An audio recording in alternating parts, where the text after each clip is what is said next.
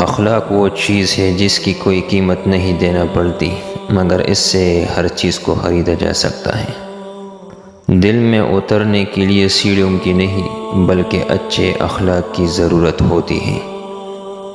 سادہ زندگی اور پاکیزہ اخلاق عزت اور عمر بڑھانے کی دوا ہے۔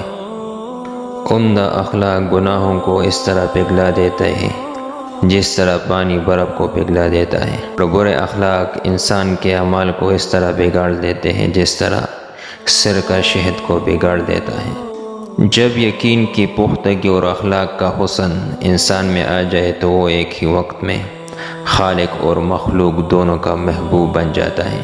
دولت اور عہدے انسان کو عارضی طور پر بڑا کرتے ہیں، لیکن انسانیت اور اچھا اخلاق انسان کو ہمیشہ بلند کرتا ہے۔ اچھے اخلاق اور اچھے کردار کے بغیر آپ کی تعلیم آپ کے دماغ پر بوجھ کے علاوہ کچھ نہیں، چاہے وہ تعلیم دین کی ہو یا دنیا کی۔ دلوں پر راج تو انسانیت اور اچھے اخلاق سے ہی کیا جا سکتا ہے۔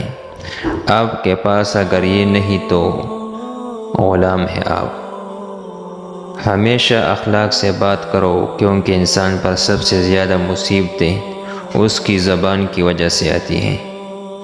رب کو عبادت سے اور مخلوق کو اپنے اچھے اخلاق سے راضی کرو، دنیا اور آخرت دونوں میں خوش رہو گے۔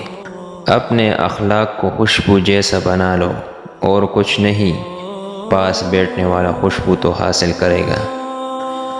ادب انسان کو اخلاق کی بلندیوں تک لے جاتا ہے، علم نہیں، کیونکہ علم تو شیطان کے پاس بھی تھا مگر ادب نہیں۔